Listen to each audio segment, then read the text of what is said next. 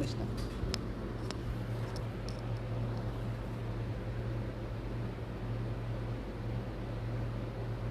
হচ্ছে না কেন?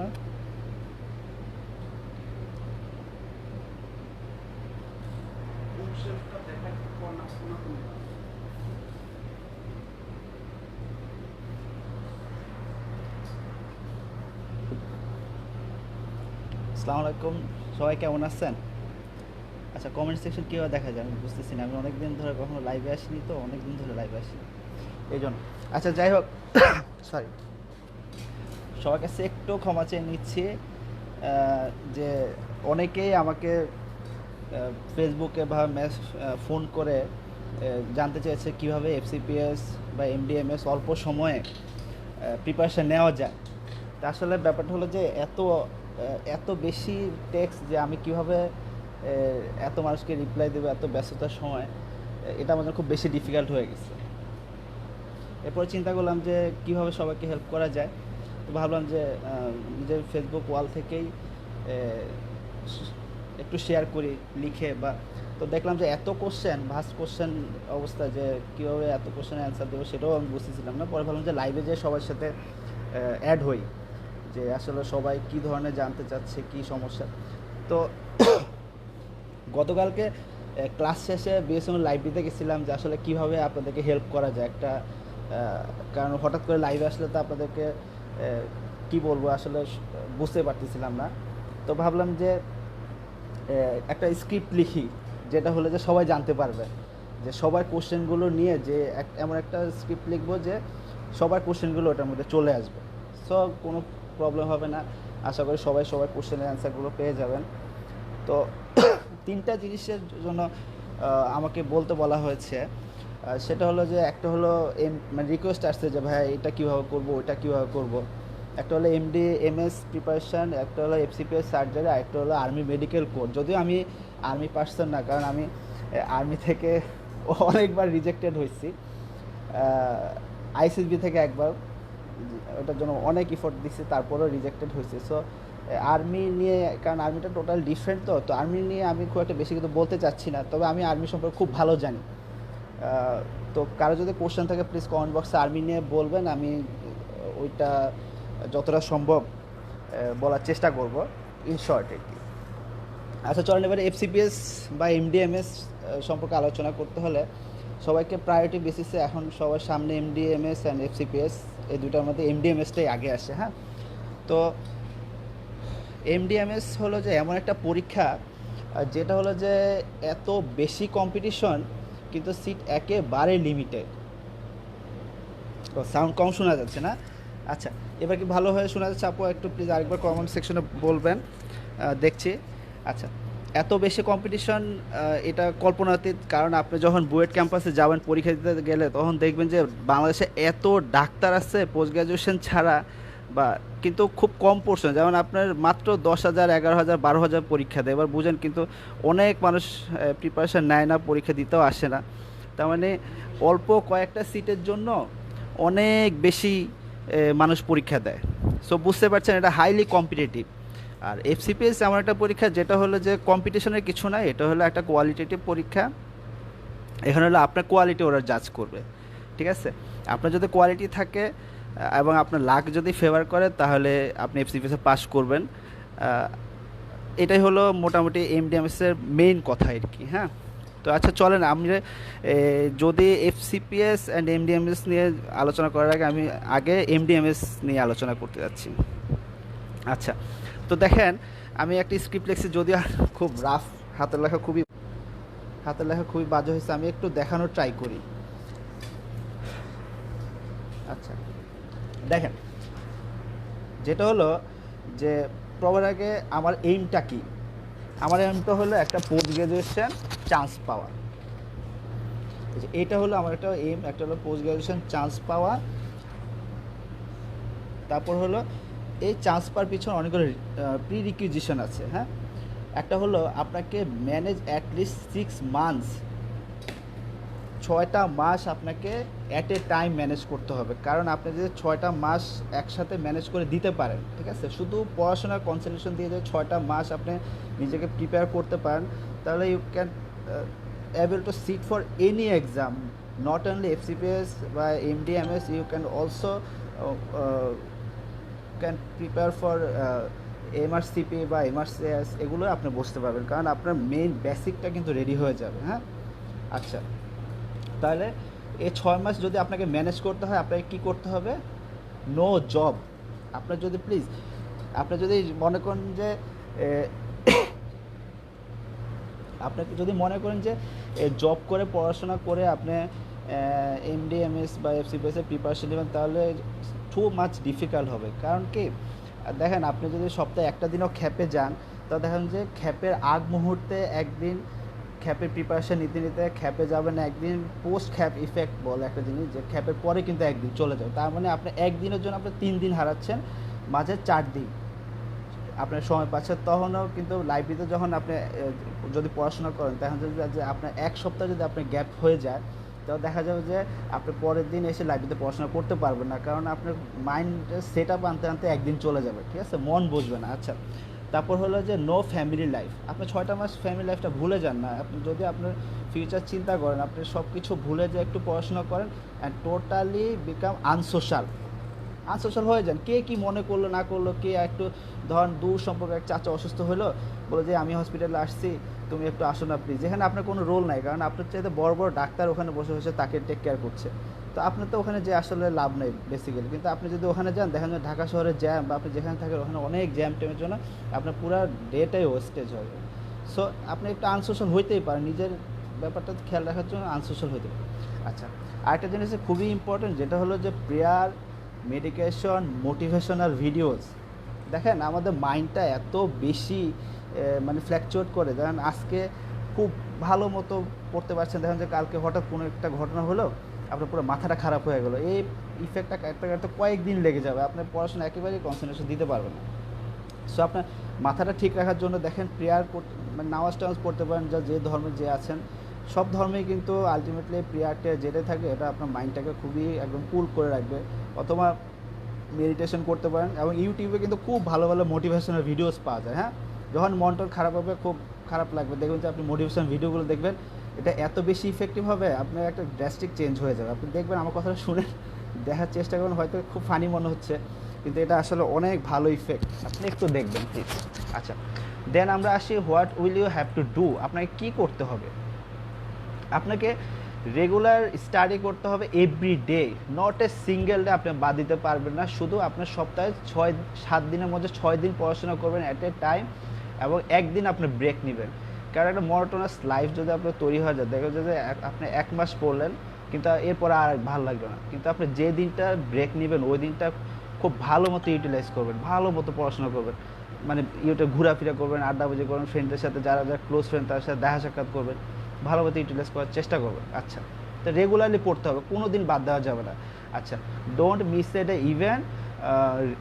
আচ্ছা, একটা দিনও মিস করা যাবে না। Read for at least 1 hour. যদি মনে করেন যে আপনার ঢাকা থেকে ধরেন চাঁদপুর যেতে হলো, আপনি গেলেন, আপনি এসে অনেক টায়ার্ড, কিন্তু আপনি অ্যাটলিস্ট একটা টপিক বা একটা আওয়ার হলো আপনি বইটা মানে চোখ ভুলান, তাহলে দেখবেন যে আপনার পড়াশোনাটা ব্যাপারটা আপনার কন্টিনিউশনটা মেনটেন হবে। হ্যাঁ, আচ্ছা আচ্ছা, take a break after 6 days, এটা মাথায় রাখবেন, এটা কিন্তু অবশ্যই দরকার। কারণ আপনি তো একটা মানুষ, আপনার রোবট না যে আপনাকে বললো আর আপনি 7 দিন টানা পড়াশোনা করলেন। সো একটা দিন আপনি ব্রেক নিতেই পারেন। আচ্ছা আচ্ছা, অ্যাসেসমেন্ট। তারপর আপনাকে কী করতে, অ্যাসেসমেন্ট বাই গিভিং এক্সাম। আপনাকে পরীক্ষাগুলো বসতে হবে, বিভিন্ন জায়গায় পরীক্ষার অ্যারেঞ্জমেন্ট হয়, আপনার সেই পরীক্ষাগুলোকে বসে আপনি নিজেকে একটা অ্যাসেস করতে পারবেন। How to make a study, আচ্ছা, try to make a study place. এটা সরি, একটু মাথায় রাখবেন যে স্টাডি প্লেসটা খুবই ইম্পর্ট্যান্ট একটা জিনিস। যখন আপনি একটা জায়গায়, সাপোজ আমি পিজির লাইব্রেরিতে পড়ি, বিএসসিতে আছি, পিজির লাইব্রেরিতে পড়ি, তো দেখা যেত যে আমি প্রতিদিন সকাল 8টা বাজে যখন লাইব্রেরিয়ানটা লাইব্রেরিতে ঢুকতো, আমি তার আগে লাইব্রেরিতে যা বসে থাকতাম, লাইব্রেরি গেট ধরে ধাক্কাইতাম, লাইব্রেরি ঢুকতো, সবার আগে আমি যে জায়গাটা বসতাম সেই জায়গাটা বসার ট্রাই করতাম। এবং প্রতিদিন মোটামুটি 9টা-10টা বাজে লাইব্রেরিটা অফ হয়, আমি তখন চলে আসতাম। তো পিজির লাইব্রেরিতে দেখা যায় যে আপনি যে সিটটা পড়াশোনা করেন, সেই সিটটা যদি আপনার একটু ভালোবাসা জন্মায় যায়, যে আল্লাহ, আমি যদি আজকে একটু দেরি করে যাই, তা আমার সিটটা নিশ্চয়ই বুক হয়ে যাবে, অন্য আরেকজন বসে যাবে। সো আপনাকে এই একটা আর্জ কাজ করবে নিজের মধ্যে তা আপনি কী করবেন, প্রতিদিন এই আর্জের জন্য দৌড়ায় দৌড়ায় লাইব্রেরিতে যাবেন, নিজের জায়গাটা বেছে নেবেন। সো আপনার কিন্তু এই কন্টিনিউটিটা মেনটেন হচ্ছে, আপনি প্রতিদিন লাইব্রেরিতে যাচ্ছেন, প্রতিদিন পড়তে পারছেন। হ্যাঁ, আচ্ছা, এবং মনে রাখবেন যে একটা একটা স্টাডি পার্টনার খুব বেশি ইম্পর্ট্যান্ট, যে আপনি যার সাথে পড়ছেন অনেক সময় পড়তে পড়তে 2-3 ঘন্টা টানা পড়ছেন, টানা পড়তে পড়তে আর ভালো লাগছে না, তার সাথে একটু গল্প করলেন, হাসি তামাশা করলেন, তাকে পড়ায় দিলেন। একটা জিনিস আপনার মনে রাখতে হবে যে teaching is the best way to learning. কারণ আপনি যখন দেখেন আমি জেডিসিতে ক্লাস নেই, মাঝে মাঝে কিছু সলভ ক্লাস আমাকে পাঠায়, বিভিন্ন ক্লাস টেসে পাঠায়। তো পাঠালে দেখা যায় যে তখন স্পেশালি যখন সলভ ক্লাসে আমি যাই, তখন আমাকে অনেক জিনিস পড়ে যেতে হয়। একটা স্টুডেন্ট দেখেন 50টা কোশ্চেন যদি আমি রেডি করে দিই, 5 × 50 কত হয়, 250টা স্টেপ। আচ্ছা, 250টা স্টেপ। হ্যাঁ, এই 250টা স্টেপ কেন ট্রু কেন ফলস এটা আমাকে জানার জন্য আমাকে আবার অনেকগুলো টপিক পড়ে যেতে হচ্ছে ভালো করে, স্টুডেন্টরা যেন স্টুডেন্টের সামনে হ্যারাসমেন্টে না পড়তে হয়, কেন প্রত্যেকটা জিনিস ট্রু কেন প্রত্যেকটা জিনিস ফলস, এই জন্য আমাকে ভালো করে পড়ছে। স্টুডেন্টরা যা পড়ছে তার চেয়ে 5 গুণ আমাকে পড়ে যেতে হচ্ছে। তো আপনি যদি, এবং যে জিনিসগুলো আমি ক্লাসে পড়াচ্ছি আমি শিওর যে আমার মৃত্যুর আগ পর্যন্ত আমি ওই জিনিসগুলো ভুলবো না। তো আপনি যদি কাউকে পড়ান দেখবেন যে এটা খুব বেশি মানে বেনিফিটেড হবে। কারণ কাউকে যদি পড়ান, সে প্রোস অ্যান্ড কনস জানতে চাইবে, এটা কেন ওটা না কেন, তাহলে দেখবেন যে আপনার থিঙ্কিংটাও বাড়লো, আপনাও ভালো করে জানতে পারলেন। আচ্ছা চলেন এবার আসি যে এমডিএমএস এর সম্পর্কে ইন ডিটেলস। আচ্ছা, দ্যাটস টু, একটা মেইন ডিফারেন্স হলো যে অনলি 40 মার্কস। এমডিএমএস এর মধ্যে মেইন ডিফারেন্স হলো শুধুমাত্র 40 মার্ক। এর মধ্যে হলো যে কোন 40 মার্কের মধ্যে মেইন ডিফারেন্স, একটা হলো মেডিসিনের ডিফারেন্স হলো ডেভিডসন বা medicine related question, as far I know, আমি এটা সম্পর্কে বেশি ভালো জানতে পারছি, আমি সার্জারি মানুষ। আচ্ছা, সার্জারির মধ্যে যে 40 মার্ক থাকে এটা হলো principal of surgery, orthopaedics, euro, neuro, I, ENT and also gynae. তো সার্জারি এই পোর্শনটা হলো 40 মার্ক ক্যারি করে, এবং মেডিসিনের 40 মার্ক মেডিসিন রিলেটেড চলে যায়। বাকি যে 160 মার্ক আসছে সেটা টোটালি সেম সব ফ্যাকাল্টির জন্য। হ্যাঁ, টোটাল মেডিসিন বলেন সার্জারি বলেন সব ফ্যাকাল্টির জন্য টোটালি সেম। আচ্ছা, 2 ধরনের কোশ্চেন আসবে আপনাকে, একটা হলো যে একটা সিন কোশ্চেন, একটা হলো আনসিন কোশ্চেন। সমস্যা নেই, আমি আপনার চাইলে কমেন্ট বক্সে পরবর্তীতে আমি পেজগুলো ছবি তুলে দেবো যেন আপনাদের মনে থাকে, যারা অ্যাটলিস্ট দেখতে একবার চোখ ঘুরেলে আপনার যেন বুঝতে পারেন। দেখেন সিন কোশ্চেনে হলো আপনার 40 to 45%, আর আনসিন হলো রেস্ট অফ দ্য কোশ্চেন্স। হ্যাঁ, এবার আসি পরের পেজে। আচ্ছা, সিন কোশ্চেন বলতে আমি কি বুঝাইছি, সিন কোশ্চেন বলতে বুঝাইছে প্রিভিয়াস কোশ্চেন। দেখেন আপনি 200-এর মধ্যে যদি 40 বা 45% ইয়ে করেন তাহলে দেখুন যে এটা 80 মার্কস আসে। হ্যাঁ, আচ্ছা, আর রেস্ট অফ হলো 120 মার্ক। আচ্ছা, 120 মার্ক যে কোশ্চেন করবে ওগুলোকে আমি 3টা পর্যায়ে ভাগ করছি, মাইল্ড, মডারেট অ্যান্ড সিভিয়ার। হ্যাঁ, আর যে 80 মার্কস 80টা কোশ্চেন আসছে এটা হলো যে 80টা কোশ্চেন সিন আসবে, এটা মনে করবেন যে যারা ওল্ড ক্যান্ডিডেট, হ্যাঁ, যেমন আমার মতো না, আমার চাইতে 3-4 বছর সিনিয়র, আমি তো একেবারে নিউ গ্র্যাজুয়েট, 1-1.5 বছর হলো 2010-11 সেশনে। তো যারা ওল্ড ক্যান্ডিডেট অনেক বছর ধরে ট্রাই করছে, তারা বারবার প্রিভিয়াস কোশ্চেনগুলো সলভ করছে। কারণ সবাই জানে যে এমডিএমএস এর ওয়ান অফ দ্য মোটোই হলো মানে গেটিং চান্স, মানে একটা চান্স পাওয়ার ওয়েটাই হলো মোটামুটি প্রিভিয়াস কোশ্চেনগুলো সলভ করা। তো ওরা মোটামুটি প্রিভিয়াস কোশ্চেন ধরলেই পাচ্ছে। তো একটা নিউ ক্যান্ডিডেট আর ওল্ড ক্যান্ডিডেটের মধ্যে মেইন ডিফারেন্সটাই কিন্তু মোটামুটি এই প্রিভিয়াস কোশ্চেনটা ক্রিয়েট করে ফেলবে।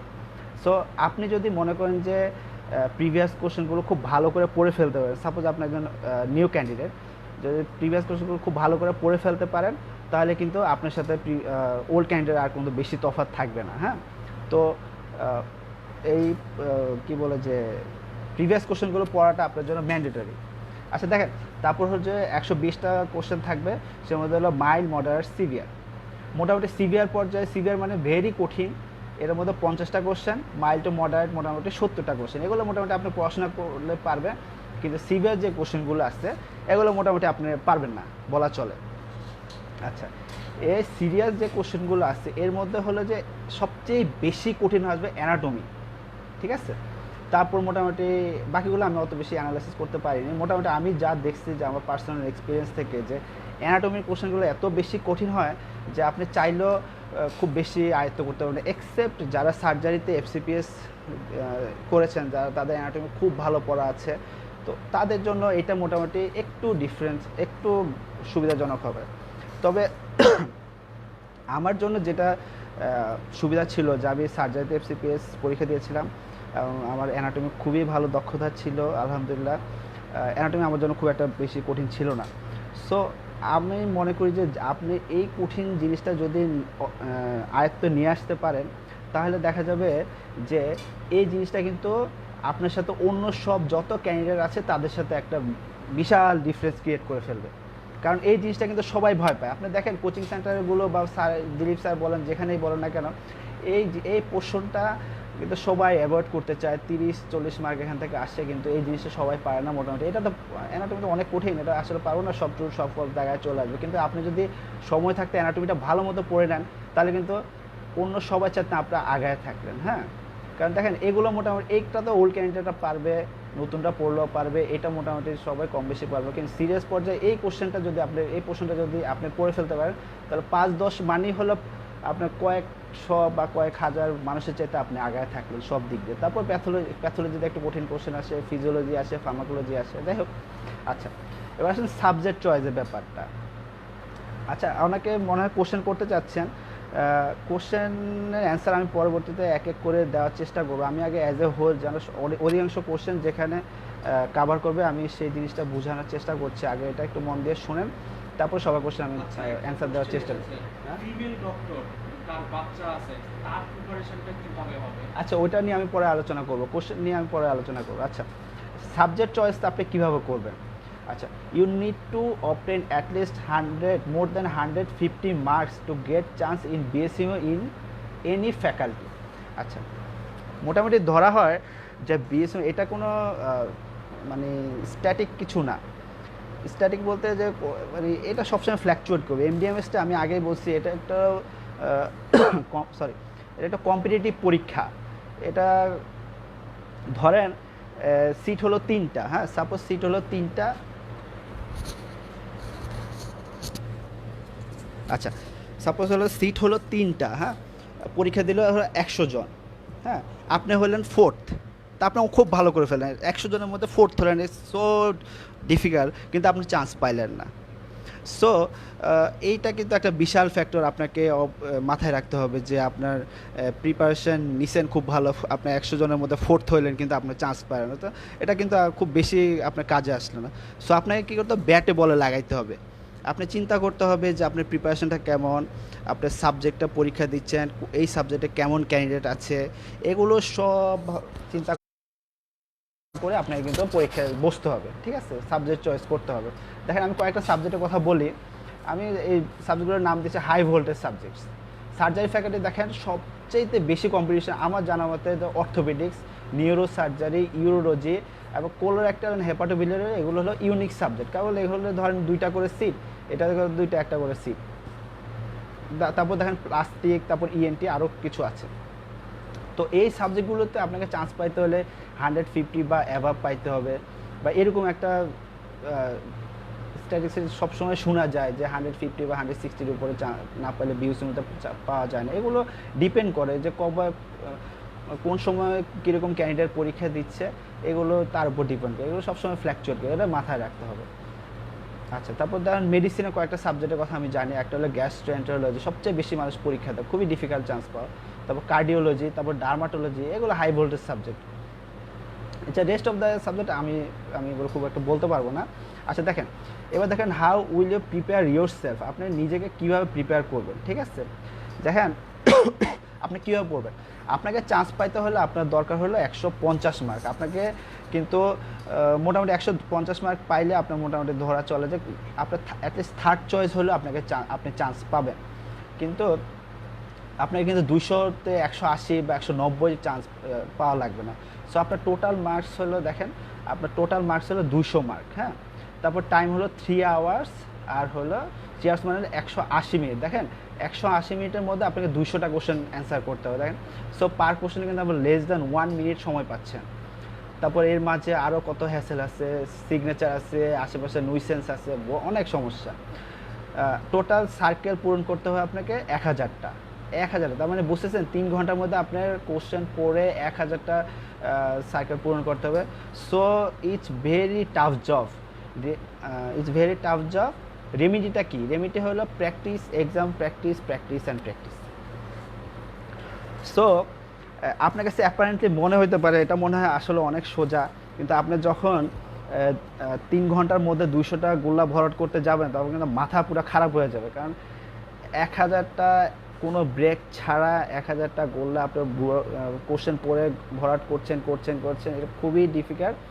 সো এইখানে হলো আপনার ওষুধ হিসাবে কাজ করবে আপনাকে প্র্যাকটিসে থাকতে হবে, সবসময় প্র্যাকটিসে থাকতে হবে। গোল্লা ভরাট করা প্র্যাকটিসে, এক্সাম কোশ্চেন পেপার পড়ার জন্য প্র্যাকটিসে, কোশ্চেন কীভাবে কোশ্চেনের অল্প কোশ্চেন খুব সহজে ধরে ফেলতে পারা। কারণ কোশ্চেন বোঝাও কিন্তু এক্সাম। দেখা যায় স্যার অনেক সময় কোশ্চেন এমনভাবে ঘুরায় দেয় যে মানুষটা পুরো ডিফারেন্ট জিনিস বুঝতেছে, তো যেটা ট্রু সে সব ফলস, সে কিন্তু অ্যান্সারগুলো জানে কিন্তু সে কোশ্চেনগুলো ধরতে পারছে না। সো আপনি যদি কোনো ইনস্টিটিউট, কোচিং সেন্টার বা কোথাও যদি এক্সামের সাথে অ্যাটাচমেন্টে থাকেন তাহলে কিন্তু এই জিনিসগুলো আপনার প্র্যাকটিসের মধ্যে চলে আসবে। তো মনে রাখতে হবে practice makes a man perfect. হ্যাঁ, আচ্ছা, এবার আসেন মার্ক ডিস্ট্রিবিউশন সম্পর্কে একটু জানি, ঠিক আছে?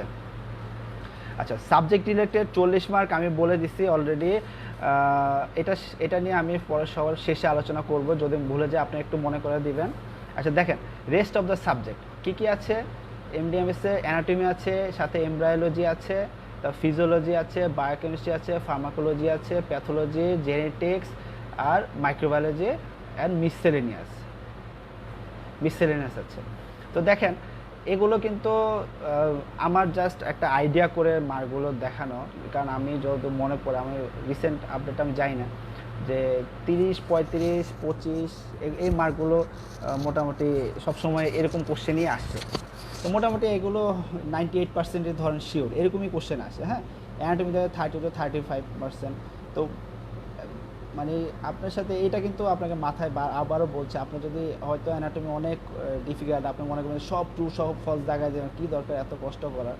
কিন্তু আপনি যদি এখনই অ্যানাটমিটা ভালো করে পড়ে রাখেন পরবর্তীতে, কারণ মনে রাখতে হবে যে অ্যানাটমির যে সিলেবাস, এই সিলেবাসটা কিন্তু আপনার বাকি অন্য এই যে রেস্ট অফ দ্য সাবজেক্টস, এই সাবজেক্টসের সিলেবাসের প্রায় কাছাকাছি। সো দেখতে পাচ্ছেন যে আপনি এখানে হয়তো অনেক সময় দিতে হচ্ছে, কিন্তু অল্প সময় কিন্তু আপনি এই জিনিসগুলো পেরে যাচ্ছেন। সো আপনাকে আগেই এই জিনিসগুলো পড়ে ফেলতে হবে, তারপরে আপনি এই জিনিসগুলো খুব ভালো করে পড়বেন। কিন্তু আপনি যদি মনে করেন যে আপনি সবার শেষে অ্যানাটমি পড়বেন, তাহলে কিন্তু আপনি বেশি কাজে পড়বেন না, ঠিক আছে? আচ্ছা, তো কী হলো, যোগটোগ করে মোটামুটি 160 +-5 আসলো।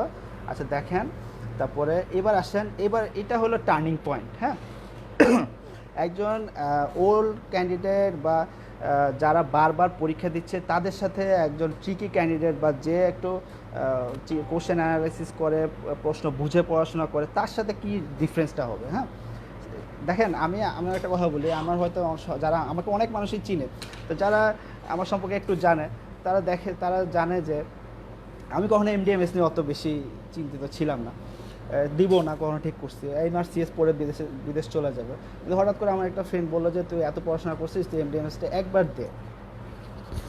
সাউন্ড মনে একটু ডিস্টার্ব দিচ্ছে। তখন কী করলাম, আমি ওর কথা শুনে আমি কী করলাম, সবার আগে যেটা করছি, আমি কোশ্চেন অ্যানালাইসিস করা শুরু করলাম। আমি টানা 2-3 ধরে কোশ্চেনটাই দেখলাম যে আসলে কী জিনিস, কারণ আমার হাতে মাত্র 1.5 মাসের চাইতে একটু বেশি সময় আছে।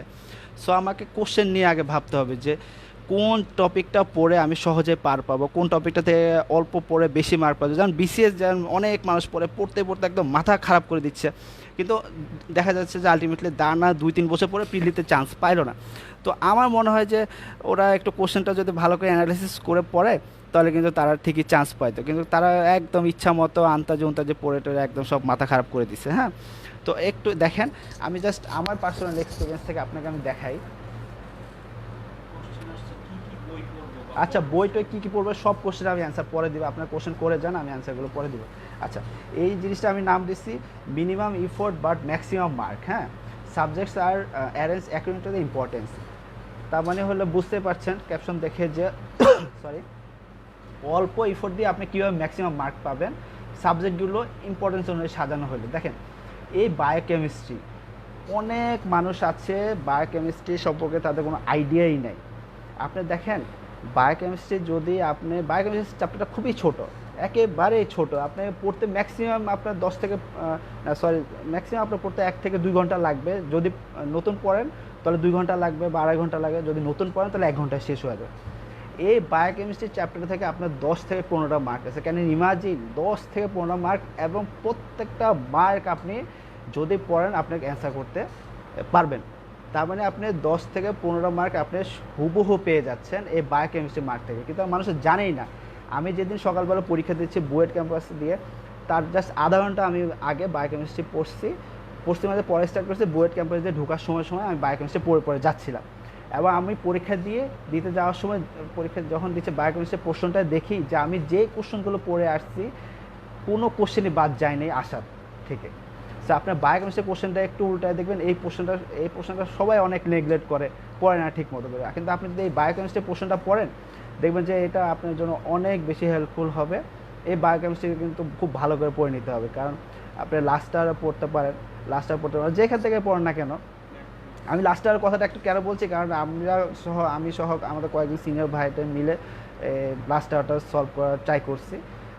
লাস্ট আওয়ারটা খুব সুন্দর, এবং আমি নিজেও লাস্ট আওয়ারটা ফলো করছি, আপনারা ওইটা ফলো করতে পারেন। হ্যাঁ, তারপর দেখেন ফার্মাকোলজি। আচ্ছা, ফার্মাকোলজি নিয়ে একটা জাতীয় ভীতি আছে, একেবারে ন্যাশনাল ভীতি। হ্যাঁ, এই ফার্মাকোলজি নিয়ে সবাই ভয় পায়, আল্লাহ ফার্মা এত বিশাল কীভাবে, কিন্তু দেখেন ইম্পর্টেন্স অনুযায়ী কিন্তু আমি এটা সেকেন্ড ক্যাটাগরিতে রাখছি। আচ্ছা দেখেন, আচ্ছা ফার্মাকোলজি থেকে আপনার প্রায় 20 থেকে 25টা কোশ্চেন আসবে, কিন্তু আপনি যদি একটু মাথা খাটায় পড়াশোনাটা করেন তাহলে কিন্তু আপনার এই 20 থেকে 25, সাপোজ হলো 25টা কোশ্চেন আসলে আপনি এখানে 22 পেতেই পারেন। খুবই সিম্পল ঘটনা, কারণ আপনার ফার্মা এমবিবিএস পাস করে এসেছেন, বিভিন্ন চটি মোটি অনেক কিছু আছে। সাপোজ আপনি হঠাৎ করে একটা ধরেন আপনি একটা গাইড বই ধরার পরে ওখানে প্রিভিয়াস কোশ্চেনে আপনি এমডিএমএসে আসলো যে মরফিনের অ্যাডভার্স ইফেক্ট, ওই গাইড বইটা শুধু মরফিনের অ্যাডভার্স ইফেক্টই লেখা আছে। সো আপনি মরফিনের আগা বুঝেন না, মাথা বুঝেন না, মরফিন কোন রিসেপ্টরে কাজ করছে ওগুলো কিছুই নাই, কিন্তু হঠাৎ করে অ্যাডভার্স ইফেক্ট আপনি মুখস্থ করে বেশি দিন রাখতে পারবেন না। কারণ পোস্ট গ্রাজুয়েশন এমন একটা জিনিস যে আপনি মনে করলেন যে আপনি ধুম করে মুখস্থ করে যে ধুম করে দিয়ে আসবেন, এগুলো না। এগুলো হলো কারণ এত বিশাল সিলেবাস, আপনি একটা ইন্টিগ্রেটেড নলেজ হইতে হবে, আপনার ওই সাবজেক্টের সম্পর্কে আপনার খুব ভালো একটা ধারণা হইতে হবে, নাহলে কিন্তু পারবেন না। সো ফার্মাকোলজি দেখেন, ফার্মাকোলজি শুনতে সবাই খুব ভয় পায়, কিন্তু আমি কিন্তু এটা ইম্পর্টেন্স অনুযায়ী সেকেন্ডে রাখছি। কারণ ফার্মাকোলজি আমি মোটামুটি শিওর আমাদের সময় প্রায় অনেকগুলো কোশ্চেন আসছে, 25টার মতো কোশ্চেন আসছে, আমি মনে হয় আমি 25-এ পাইছি। এবার বুঝেন ফার্মাকোলজিটা মানে কতটা ইজি। এবার আমি বলে যে ফার্মাকোলজি আপনি কীভাবে পড়বেন। দেখেন, ফার্মাকোলজি পড়তে হলে এটা খুব ভীতিকর একটা সাবজেক্ট, আমিও এটা করবো না, কারণ এমডিএমএস পাস করার আগ পর্যন্ত ফার্মাকোলজি আমাকে অনেক জ্বালাইছে। তো কারণ আমি যেভাবে পড়াশোনা করছি ওখানে ফার্মাকোলজিটা আমি ভালো করে পড়ি নাই, কোথাও পরীক্ষা দিই নাই, এই জন্য ফার্মাকোলজি খুব জ্বালাইছে। সো আপনার যাদের ফার্মাকোলজি নিয়ে ভয় আসছে তারা কি করতে পারেন, প্রতিদিন যে 10-12 ঘন্টা পড়াশোনা করবেন, আপনি ঠিক করবেন যে প্রতিদিনের সিলেবাস তো দেওয়া আছে, আপনার একটা রুটিন করলেন যে 10-12 ঘন্টা এই জিনিসটা পড়বেন। আপনি 12 ঘন্টা সাপোজ পড়লেন, আপনার পড়া 2 ঘন্টা আগে আপনার সিলেবাস রুটিনের অনুযায়ী যে পড়াটা শুরু হবে ওই পড়া 2 ঘন্টা আগে আপনি কি করলেন, ফার্মাকোলজি পড়লেন 2 ঘন্টা প্রতিদিন, সকালে 2 ঘন্টা ফার্মাকোলজি পড়লেন, দেখবেন যে আপনার উইদিন 15 ডেজ বা 20 ডেজের মধ্যে আপনার ফার্মা শেষ। তারপরে যখন একবার ফার্মা শেষ হয়ে যাবে তারপর আপনি কি করবেন, একটা ডে ঠিক করবেন বা 2টা দিনে আপনি শুধু ফার্মার জন্য রাখবেন, তারপর পুরো দিনটা দেওয়া ফার্মা পড়বেন। আপনি এই প্রসেসটা কাজে লাগান, আমি এটাতে বেনিফিটেড হয়েছে, আপনি এই প্রসেসটা কাজে লাগান। যদি আপনাদের কাজে না আসে, আমার নাম এই যে রিফাত চেঞ্জ করে তফারি রেখে দেবেন উল্টায়, ঠিক আছে? আচ্ছা, এবার আসেন থার্ড ইম্পর্টেন্স অনুযায়ী থার্ড পোর্শনটা, এটা হলো মাইক্রোবায়োলজি। মাইক্রোবায়োলজি খুবই সিম্পল জিনিস, বারবার প্রতি বছর যে কোশ্চেনগুলো আছে সেটাই আসছে। ফিজিওলজির পোর্শনটা দেখেন, ফিজিওলজিটা খুব বুঝার একটা জিনিস। আপনি যদি বুঝে পড়াশোনা করেন তাহলে ফিজিওলজি খুব বেশি প্যারা দিবে না, বুঝা ট্রাই করে পরীক্ষা পড়াশোনা করতে পারবেন। ফিজিওলজি খুব সিম্পল জিনিস, পুরাতন জিনিসগুলোই আসে, বারবার একই টপিক আসছে, দুই একটা কোশ্চেন ঘুরে ফিরে আসে। তারপর সিকোয়েন্সে ধরেন আপনার প্যাথোলজি জেনেটিক্স আসে, তো প্যাথোলজি জেনেটিক্স একটু কঠিন কোশ্চেন আসে। প্যাথোলজি স্যাররা সবসময় একটু কঠিন কোশ্চেন দেওয়ার চেষ্টা করে। এটাও আপনার প্রিভিয়াস কোশ্চেনগুলো দেখবেন, টপিকগুলো দেখবেন, স্যাররা যেখানে পড়াশোনা করেন, যে কোচিং সেন্টারে পড়াশোনা করেন বা যেখানে নিজে পড়াশোনা করেন, ওগুলো দেখে দেখে এই প্যাথোলজিগুলো পড়ার ট্রাই করবেন। এবার আসেন আমি অ্যানাটমি প্রিপারেশন নিয়ে একটু বলি। আচ্ছা, অ্যানাটমি প্রিপারেশন আমি আগেই আপনাকে বলছি, একটা ক্যান্ডিডেটের মাঝে মেইন ডিফারেন্সটা কিন্তু অ্যানাটমি ক্রিয়েট করবে। এগুলো সবাই কম বেশি পারবে, যারা পড়াশোনা করবে এগুলো সবাই কম বেশি পারবে, কিন্তু অ্যানাটমি নিয়ে সবার কেন এত ভয়? তো আচ্ছা, এবার অ্যানাটমি নিয়ে সবার কেন এত ভয়, এবার আসছি। অ্যানাটমি নিয়ে সবার ভয় হলো সরি, অ্যানাটমিতে কোনো কোশ্চেন আপনাকে ডিরেক্ট আসবে না। অ্যানাটমিতে যত কোশ্চেন আসবে সব আসবে রিলেশন।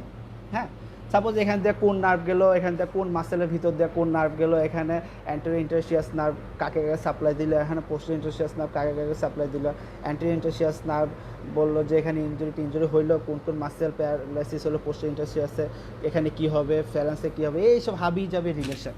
সো আপনি যদি একটা গ্রস অ্যানাটমি হিউম্যান বডি সম্পর্কে যদি আপনার একটা গ্রস আইডিয়া না থাকে, আপনি কিন্তু অ্যান্সারগুলো করতে পারবেন না। ঠিক আছে, আপনি কিন্তু এগুলো মুখস্থ জিনিস না, এগুলো দেখেন, এগুলো কিন্তু মুখস্থ জিনিস, এগুলো হলো সব বোঝা জিনিস। সো আপনি যখনই অ্যানাটমিটা পড়েন তখনই কিন্তু আপনাকে অবশ্যই নিচার কাছে রাখতে হবে। দেখেন, আমি মনে করি যে আপনি যদি একটা বই সারাদিন পড়ার চাইতে আপনি বসে বসে সারাদিন নিটারের ছবিগুলো একটু দেখেন, এই স্ট্রাকচারের সাথে এই স্ট্রাকচারটা এখানে রাখলো, এই নার্ভটা এখান দিয়ে আসলো, এগুলোই আপনাকে হেল্প করবে। এই থোরাসিক ডাক্তার এখান দিয়ে ঢুকলো, ওখান দিয়ে বের হইলো, এগুলো যদি আপনি পড়ে সাথে নিটারটা দেখেন তাহলে কিন্তু আপনাকে অনেক বেশি হেল্প করবে। এটা কিন্তু মাথায় রাখতে হবে। সো কারণ অ্যানাটমি কিন্তু সবাই পারবে না, এবং যারা সিপিএস দিচ্ছে আমি মনে করি যে তারা অন্য সব ক্যান্ডিডেট চাইতে অ্যানাটমি দিয়ে সবাই আগায় থাকবে, তারা অনেক দূর অন্যান্য ক্যান্ডিডেট চাইতে আগানো আছে। সো অ্যানাটমিটা কিন্তু এখনই পড়ে রাখবেন, কারণ পরবর্তীতে অ্যানাটমি পড়ার সুযোগ পায় না। আমি বারবার অ্যানাটমির কথা বলছি, কারণ পরবর্তীতে দেখা যাবে যে পরীক্ষার শেষ 10-15 দিন আগে আপনার অ্যানাটমি পড়াশোনা অফ করে দিতে হবে।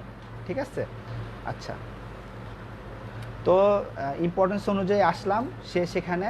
তারপর আসলে subject related, total subject related যে 40 মার্কস ওটা অ্যাড হলো, তার টোটাল 200 মার্কস শেষ। আচ্ছা, তো আপনার মোটোটা কি? Motto is to get more than 150 marks, not 200। ঠিক আছে, তো আপনাকে কী করতে হবে, সব মার্ক, এটা বলার একটাই উদ্দেশ্য যে আপনাকে পেতে হবে 150 বা 160 মার্কস। দেখেন, আপনি দেখলেন যে পড়তে দেখলেন যে এমন প্যাথোলজির এমন একটা কঠিন জিনিসে আপনি ঢুকে গেছেন, যেটা মনে হয় যে এখন পড়লাম 2 মিনিট পরে ভুলে গেছি, এই আজও জীবনে মনে রাখতে পারবো না, এগুলো পড়ে আপনি সারা দিনটাই নষ্ট করলেন। কিন্তু আপনি ওই জিনিসটা যদি স্কিপ করে চলে যেতেন, আরও অনেক ইম্পর্টেন্ট জিনিস কিন্তু আপনি পড়তে পারতেন, পড়ে ওই জিনিসগুলো অনেক আগায় থাকতে পারতেন। সো আপনার মোটো হলো 150 marks power, not 200 marks. So আপনি কিন্তু আজে বাজে জিনিস পড়ে সময় নষ্ট করা যাবে না, এটা কিন্তু মাথায় রাখতে। আর মাত্র 3-4 মাস আছে, সো আপনি ইম্পর্টেন্ট জিনিসকে প্রায়োরিটি দিতে হবে। হ্যাঁ, আচ্ছা, এবার কোশ্চেন নিয়ে একটু বলি। আচ্ছা, every question contains 5 stems for 1 mark. হ্যাঁ, 5টা স্টেম থাকবে প্রত্যেকটা মার্কের জন্য। Each stem contains 0.2 marks. ঠিক আছে, তার মানে 0.2 × 5 = 1। এটা তো নিশ্চয়ই বুঝতে পারছেন। আচ্ছা, নেগেটিভ মার্ক ফর 1 স্টেম হলো 0.05। ঠিক আছে, একটা ভুল অ্যান্সার যদি আপনি করেন তাহলে 0.05 মার্কস আপনার কাটা যাবে। ঠিক আছে, সো কি দাঁড়ালো, if you answer 4 stems wrong, হ্যাঁ, and 1 stem correct, then the mark will be 0। আচ্ছা, এই জিনিসটা দিয়ে আমি বুঝাইতে চাইছি যে আপনার প্রত্যেকটা কোশ্চেনের 5টা স্টেম থাকবে এবং প্রত্যেকটা স্টেমের জন্য আপনার 0.2 মার্ক করে বরাদ্দ। হ্যাঁ, এমডিএমএসে কোশ্চেন বলছে, এফসিপিএসে কোনো নেগেটিভ মার্কিং নাই। আচ্ছা, প্রত্যেকটা কোশ্চেনের জন্য 0.2 মার্ক করে বরাদ্দ। সো আপনি যদি 4টাই ভুল করলেন, হ্যাঁ, এবং একটা যদি আপনি কারেক্ট করতে পারলেন, 4টা ভুল করলে আপনার যে 0.2 আসছে, আর একটা যদি আপনি কারেক্ট করতে পারলেন তাহলে কিন্তু 2টা কাটছাট করে 0 চলে আসলো। তার মানে আমি খুব সুন্দর করে লিখছি দেখেন, সো কোনো গোল্লা খালি রেখে আসার দুঃসাহসও করা যাবে না, না না না অ্যান্ড না। তার মানে আপনি যদি কোনো গোল্লা ভরা খালি রেখে আসেন তাহলে কিন্তু এটা আপনার জন্য লস, এটা কিন্তু আপনার মাথায় রাখতে হবে। কারণ আপনি আন্তাজি দাগান বা পেরে দাগান না পেরে দাগান, গোল্লা কিন্তু খালি রেখে আসা যাবে না। কারণ কোনটা হবে না হবে এটা তো আপনি জানেন না। তারপরে আপনার কোশ্চেন নাই পারলে, নাই অচেনা নাই কোশ্চেন আসলো, তাহলে আপনি কি ওটা খালি রেখে যাবেন নেগেটিভ মার্কিংয়ের ভয়ে? আপনার তো 4টার মধ্যে কি আপনার লাক কি এতই ফেভার করবে না যে 5টার মধ্যে আপনার একটা কারেক্ট হবে না? সো আপনি কিন্তু এইটা খালি রেখে আসার দুঃসাহসও করবেন না, প্রত্যেকটা জিনিস আপনাকে অ্যান্সার করে যেতে হবে। আচ্ছা, আই হোপ লাস্টের দিকে আসছি এমডিএমএস প্রিপারেশন নিয়ে। আচ্ছা, অ্যাজ এ হোল প্রিপারেশনটা কী হবে? অ্যাজ এ হোল প্রিপারেশনটা রিমেম্বার কি বলছি, ইউনিট, আবার বলছি unit 150 not 200, so don't go for all. সব জিনিস নিয়ে টানাহেঁচড়া করবেন না, আপনার 150 মার্ক দরকার। First thing first and last thing comes last.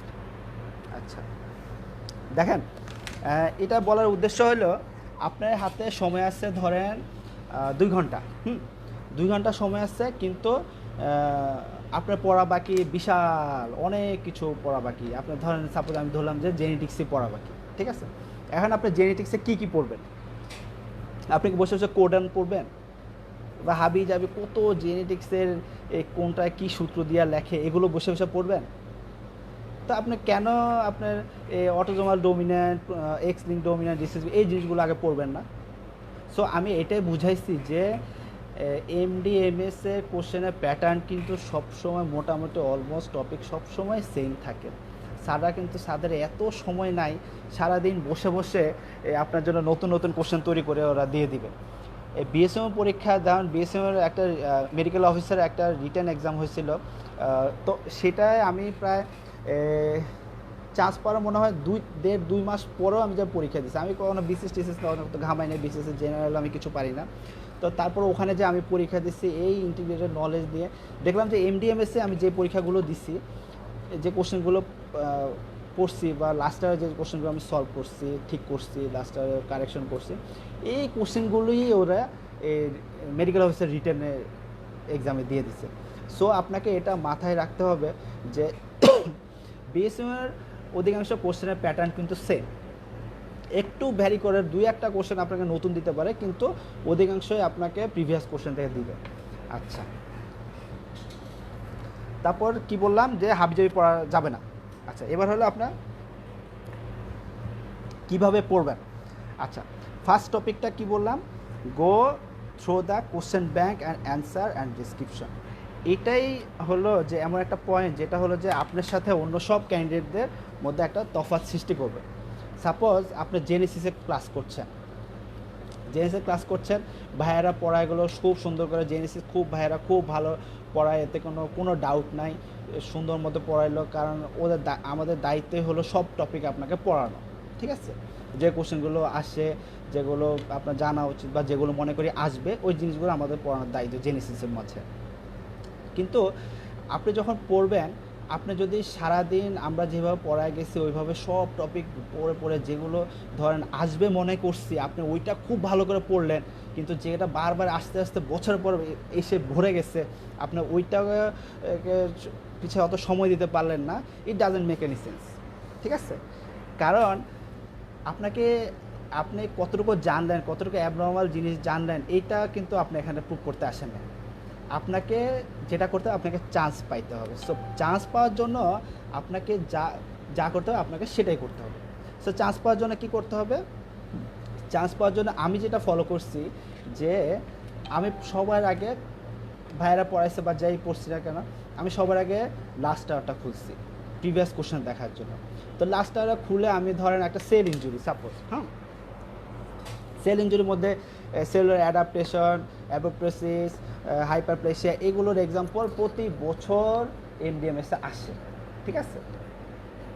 তারপর নেপ্রোপ্টোসিস একটা টপিক আছে, এইটা মাঝে মধ্যে আসে। তো আমি কি অ্যাডাপ্টেশন এগুলো বাদ দিয়ে ওই জিনিসটা পড়বো? সো আমি যখন লাস্টটা দেখা গেছে যে অনেক এই কোশ্চেনগুলো আমরা লাস্টটা চেষ্টা করছি যে লাস্ট যত বছরের সাল সহ দেওয়ার, যেন আপনার লাস্টটা খুললেই আপনি দেখতে পারেন যে এই কোশ্চেনটা বারবার আসছে, এটা আস্তে আস্তে ভরে গেছে, সো আপনি কিন্তু ইম্পর্টেন্স ভরে যাবেন। তো আমার এই কথাটা মানেই হলো যে আপনি যদি সবার আগে কোশ্চেনের প্যাটার্নটা দেখেন, আপনার কোশ্চেনগুলো পড়ে নেন, তাহলে কিন্তু আপনার ওই সাবজেক্ট সম্পর্কে একটা আইডিয়া হয়ে যাবে যে এই কোশ্চেনটা সবসময় আসছে বা এই চ্যাপ্টারের মধ্যে এই কোশ্চেনটা সবচেয়ে ইম্পর্টেন্ট। তারপরে আপনি যদি কোশ্চেন দেখা হয়ে যায়, তাহলে ওই চ্যাপ্টার সম্পর্কে আপনার একটা গ্রস আইডিয়া হয়ে যাবে, ঠিক আছে। আচ্ছা, তো কী বলছি যে এটাতে বেনিফিটটা কী হবে, you will able to identify important topics, সব ইম্পর্টেন্ট টপিক্সগুলো আপনি জেনে যাবেন। Then that you will have to read, যে জিনিসগুলো আপনাকে পড়তে হবে সব ইম্পর্টেন্ট টপিকগুলো আপনি পেয়ে যাবেন। আচ্ছা, তখন সরি প্রিভিয়াস কোশ্চেন পড়লে দেখেন স্টেম সহ কিন্তু আপনি এমডিএমএসে আপনি কমন পাবেন। সো আপনি যখন প্রিভিয়াস কোশ্চেনগুলো পড়ে আপনি নর্মালি যেখান থেকে পড়ছেন, দিলীপ স্যারের বই বলেন, মেইন বই বলেন, জেনেসিস বলেন, ম্যাট্রিক্স বলেন, যেখান থেকে আপনি পড়ছেন না কেন, এই প্রিভিয়াস কোশ্চেনগুলো যখন আপনি পড়া থাকবে, তখন যখন ওই টপিকটা আপনাকে ডিটেলস পড়তে যাবেন, তখন কিন্তু এই স্টেমগুলো যেগুলো বারবার আসছে এগুলো আপনার মাথার মধ্যে স্ট্রাইক করবে। তারপরে ওই জিনিসগুলো আপনি কিন্তু ভালো করে বুঝে যাবেন, ঠিক আছে। আচ্ছা, তার মানে আমি কি বললাম, previous time will strike on your brain, তার মানে আপনার ব্রেনের মধ্যে তারা স্ট্রাইক করলো। ইউ উইল, তারপর কী বললো, you will get gross idea about the chapter, এটা তো বললামই। আচ্ছা, তারপরে কি বললাম যে আপনার প্রিভিয়াস কোশ্চেন পড়া শেষ, এবার go through the chapter from main book বলেন, দিলীপ স্যার বলেন, ম্যাট্রিক বলেন, জেনেসিস বলেন, হুইচ ওয়ান ইউ প্রেফার, আপনি যেটা মনে করেন যে ভালো আপনার জন্য সেটা। তারপরে থার্ড থিং হলো আপনাকে এবার আপনার পালা, ঠিক আছে। একবার কোশ্চেন দেখা শেষ, একবার যেই চ্যাপ্টার যেখান থেকে পড়ছেন সেটাও দেখা শেষ, এবার হলো আপনার পালা। এবার আপনি কোশ্চেন সলভ করবেন। এবার আপনি জেনেসিসের শিটে যাবেন, ম্যাট্রিক্সে যাবেন, ম্যাট্রিক্স থেকে করেন বা লাস্টটাতে করেন, ওই কোশ্চেনগুলো এবার আপনি নিজে নিজে সলভ করার ট্রাই করবেন। দেখবেন যে আপনার লেভেলটা যাচ্ছিল, প্রথমবার যাই পারতেন না কেন, এবার আপনি মোটামুটি আমি শিওর যে আপনি 90% মার্ক পাবেন, ঠিক আছে। আচ্ছা, তারপরে আসি, তারপরে এবার দ্বিতীয়বার দেখেন, আপনার কিন্তু আমার কি বলছি যে 80 মার্ক কিন্তু প্রিভিয়াস কোশ্চেন আসে। অনেক মানুষ অনেক কথা বলবে যে না আসে না, সব নতুন কোশ্চেন আসবে। আমি ভাই বিএসএম স্টুডেন্ট, আমি জানি যে স্যাররা কত ব্যস্ত নাকি, এত সময় নেয় আপনার জন্য বসে বসে নতুন নতুন কোশ্চেন করা। সো আপনার কিন্তু আমার কথার উপর রিলাই করেন, যদি নতুন কোশ্চেন না আসে নাম চেঞ্জ করে রেখে দিয়েন। তার মানে 80 কোশ্চেন কিন্তু আপনার এখানে একবার পড়া হয়ে গেল এবং এখানে আরেকবার পড়া হয়ে গেল, হ্যাঁ। আচ্ছা, তারপরে আপনাকে কি করতে হবে, এবার ধরেন আপনার দুইবার কোশ্চেন পড়া হয়ে গেল, একবার আপনি থিওরি পড়া হয়ে গেল, এবার আপনাকে কি করতে হবে, এবার আপনাকে পরীক্ষা বসতে হবে। দেখেন, আমি আগেই বলছি এটা হাইলি কম্পিটিটিভ একটা এক্সাম। আপনার 3 ঘন্টার মধ্যে 1000টা ফর্ম গোলা ভরাট করতে হবে। তার মানে আপনার পরীক্ষা দেওয়ার অল্টারনেটিভ কিছু নাই, ঠিক আছে। আপনি পরীক্ষা দিবেন, কোথায় দিতে পারেন, অনেক কোচিং সেন্টার আসছে, অনেক জায়গা আছে যেখানে এক্সাম বেস চালু হয়। আমি সেটাই প্রেফার করব যেখানে হলো যে অনেক বেশি ক্যান্ডিডেট পরীক্ষা দিচ্ছে, ঠিক আছে। কোশ্চেন সব বেশি মোটামুটি সবাই কম বেশি করতে পারে, কারণ এখানে প্রিভিয়াস কোশ্চেন, যেমন সাপোজ ধরেন জেনেসিসে আমরা যখন কোশ্চেন করি, আমাদের কোশ্চেনে একটা আছে, ফর্মেটি আছে যে এখানে 50% প্রিভিয়াস কোশ্চেন দিতে হবে, বা এখানে তুমি 10টা কোশ্চেন বানাই দিতে পারবা, এখানে এরকম ধরনের কোশ্চেন দেবে, ওরকম ধরনের কোশ্চেন। তো মোটামুটি সব জায়গায় আপনাকে কোশ্চেন মানে কোয়ালিটি মেনটেন করে আপনাকে কোশ্চেন প্রোভাইড করতে পারবে, কিন্তু সবাই কিন্তু আপনি কম্পিটিটর দিতে পারবে না। সাপোজ একটা কোচিং সেন্টারে বলি, নাম না বললাম, সেখানে হলো যে আপনার ধরেন 10-15টা, আমি জানি না 15-20টাও হতে পারে রেসিডেন্সির ব্যাচ আছে। তো তারা কি করে, শেষের দিকে একটা এক্সাম ব্যাচ চালু করে, কয়েকটা এক্সাম ব্যাচ চালু করে। তো এই রেসিডেন্সির আপনার ফাউন্ডেশন ব্যাচ প্লাস এক্সাম ব্যাচের যত ক্যান্ডিডেট আছে, ওরা কিন্তু আপনাকে এই এক্সাম ব্যাচের সাথে যখন রেজাল্ট প্রোভাইড করবে, আপনারা কিন্তু সবার রেজাল্টটা ইন্টিগ্রেটেড করে, যে আপনার সাবজেক্টে যত মানুষ পরীক্ষা দিচ্ছে সেই সব মানুষের মধ্যে ইন্টিগ্রেটেড করে আপনাকে রেজাল্টটা প্রোভাইড করবে। সাপোজ ফাউন্ডেশন ব্যাচে যে মানুষগুলো পরীক্ষা দিচ্ছে তারাও কিন্তু আপনার সাথে, সাপোজ আপনি এক্সাম ব্যাচে পরীক্ষা দিচ্ছেন, তারপর আমার ফ্রেন্ডটা ফাউন্ডেশন ব্যাচে পরীক্ষা দিচ্ছে, তো ও ধরেন আপনার 10 দিন আগে পরীক্ষা দিলে, আপনি দিলেন আজকে পরীক্ষা, ওর সাথে কিন্তু আমার কম্পেয়ার করে, ও ধরেন ইউরোলজিতে, আমি ইউরোলজিতে আছি, ও ইউরোলজিতে পরীক্ষা দিল, আমি ইউরোলজিতে পরীক্ষা দিলাম, আমার সাথে কম্পেয়ার করে ওর রেজাল্টটা আসবে। সো আপনি যদি এইখানে এত হাইলি কম্পিটিটিভ একটা এক্সামে যদি আপনি বসতে পারেন, তাহলে কিন্তু আপনি মোটামুটি মনে করবেন যে আপনি যদি একটা প্লেস ধরে রাখতে পারেন, আপনি যদি একটা প্লেস ধরে রাখতে পারেন, তাহলে মনে করবেন যে আপনার চান্স পাওয়াটা, আমি বলবো না হয়ে যাবে, কিন্তু আপনার একটা কনফিডেন্স গ্রো করবে। সাপোজ আপনি যেমন আমি জেনেসিসে পরীক্ষা দিয়েছিলাম, আমি সব সময় আমি 2টা মক টেস্ট দিচ্ছি, তো একটাতে হয়েছে থার্ড, একটাতে হয়েছে সেকেন্ড। যখন সেকেন্ড হলাম তখন আমি মোটামুটি শিওর হয়ে গেছি যে আমি, আমার ফার্স্ট চয়েস ছিল বিএসএমও, তারপর ঢাকা মেডিকেল, তারপর সলিমুল্লাহ। তাই আমি মনে করছি যে আমার থার্ড চয়েস হইলেও আমি চান্স পাবো, ঠিক আছে, যেহেতু আমি সেকেন্ড হয়েছি। সো আপনি যদি একটা ভালো কোথাও হাইলি কম্পিটিটিভ জায়গায় পরীক্ষা দিয়ে অভ্যস্ত হন, পরীক্ষা দিতে থাকেন, কারণ আপনার সবার রেজাল্টটা কম্বাইন করে আপনার সবসময় একটা পজিশন ওরা প্রোভাইড করবে। কোশ্চেন সবাই কম বেশি করতে পারে, ওটা নিয়ে টেনশনের কিছু নাই, কিন্তু আপনাকে অবশ্যই একটা পরীক্ষা দিতে হবে।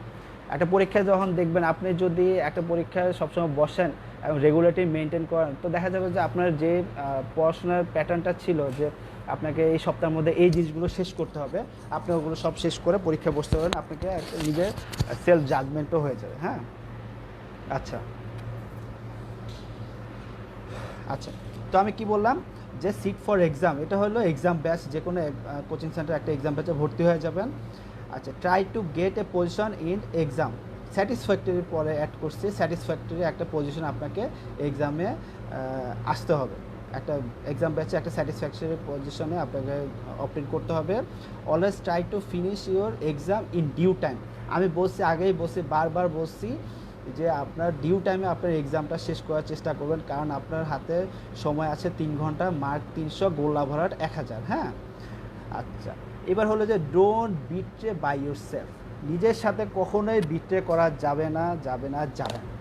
আপনি কোচিংয়ে লাস্ট হইলেন, ঠিক আছে, আপনি কোচিংয়ে লাস্ট হইলেন, তো আপনি নিজ যোগ্যতায় লাস্ট হইলেন, কিন্তু আপনি যখন আশেপাশে মানুষদের সাথে দেখা দেখি করে, কারণ কেউ আপনাকে বলার কিছু নেই, কোচিং সেন্টারে আপনি আর 10 জনের সাথে কথা বলে পরীক্ষা, আপনি কে বলা, এটা কেউ বলার করে না। হ্যাঁ, তাহলে আপনি কোচিংয়ে লাস্ট হলেন, আপনার নিজের যোগ্যতায় লাস্ট হলেন, আপনি আপনার ফ্রেন্ডেরটা দেখে পরীক্ষায় ফার্স্ট হলেন, it doesn't make any sense.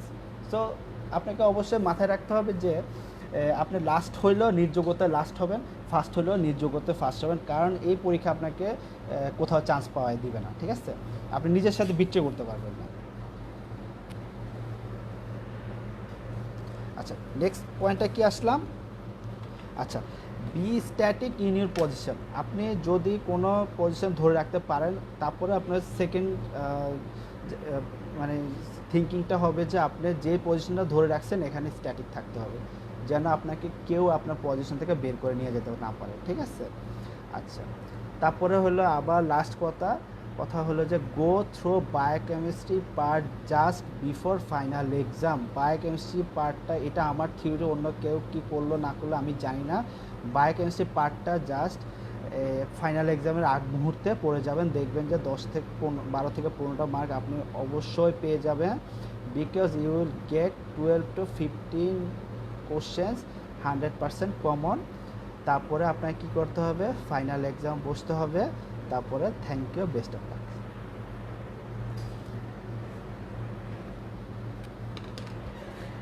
এ হলো মোটামুটি কালকে ক্লাস শেষে আমার রেডি করা একটা স্ক্রিপ্ট আপনাদের দেখাইলাম, এটা টোটালি পার্সোনাল, এখানে অনেকে অনেক মতামত থাকতে পারে, ঠিক আছে, সবাই নিজের নিজের মতামত করে দিবেন, কিন্তু আমার যেহেতু অনেক রিকোয়েস্ট আসছে যে সবাই একটু বলেন ভাই কীভাবে পড়ছেন, কীভাবে করলে ভালো হয়, আমার পার্সোনাল এক্সপিরিয়েন্স শেয়ার করলাম।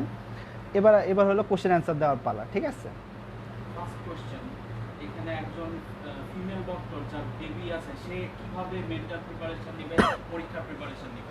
আচ্ছা আপু, ফিমেল ডক্টর যার বেবি আছে, ঠিক আছে, আমার ওয়াইফ এবার এফসিপিএস পার্ট 1 মেডিসিন পাস করছে, ঠিক আছে, আমার একটা বেবি আসছে, তার বয়স হলো 2.5 বছর, ঠিক আছে, এবং আমার মোটামুটি 27+ বয়স চলছে, তা আমার বয়সে দেখা এত দুষ্ট বাচ্চা আমি লাইফে জীবনে দেখিনি।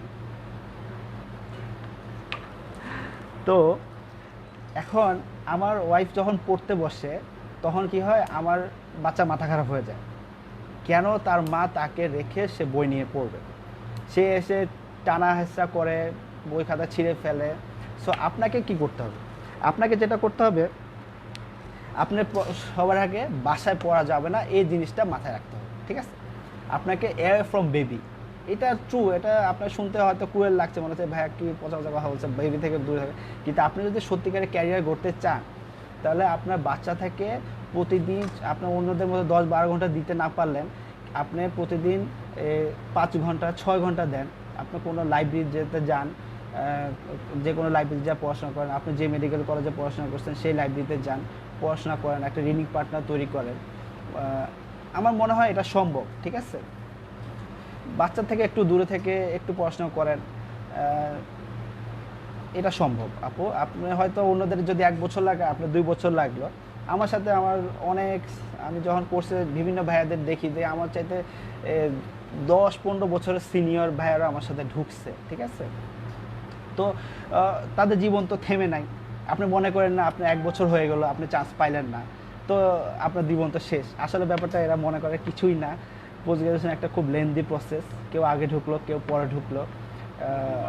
আপনি পরে ঢুকে ভালো প্র্যাকটিস করলেন, ভালো টাকা ইনকাম করেন, মেইন মোটরই তো সেটাই, তাই না? টাকা ম্যানেজ, টাকা ইনকাম করা, একটা সম্মান নেওয়া।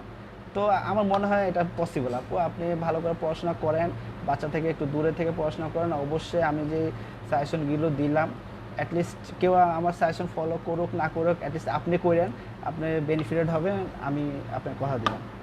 আচ্ছা, তারপর second question, subject specific preparation. তুমি ধরো ইউরোলজিতে এমএস করতেছো, কেউ মেডিসিন পার্সু করতে চায়, কেউ অ্যানাস্থেসিয়া পার্সু করতে চায়, তাদের সাবজেক্ট স্পেসিফিক প্রিপারেশনটা কিরকম? আচ্ছা, subject specific preparation, MD MS totally subject non specific preparation, ঠিক আছে। কারণ আমি আগেই বলছি যে 160 মার্ক হলো মেডিসিনের জন্য যা আপনার সার্জারির জন্য তা, মোটামুটি আমি যত জানি বেসিকের জন্য তা, ঠিক আছে। তো এখন ধরেন আমি ইউরোলজিতে পরীক্ষা দিচ্ছি, যেমন এই যে আমার ফ্রেন্ড নাবিলা তাবাসসুম দিচ্ছে, সে শিশুতে পরীক্ষা দিচ্ছে, তাই তো। আচ্ছা, শিশু সম্পর্কে আমি খুব কম জানি, শিশু সম্পর্কে আমি নাই বললাম।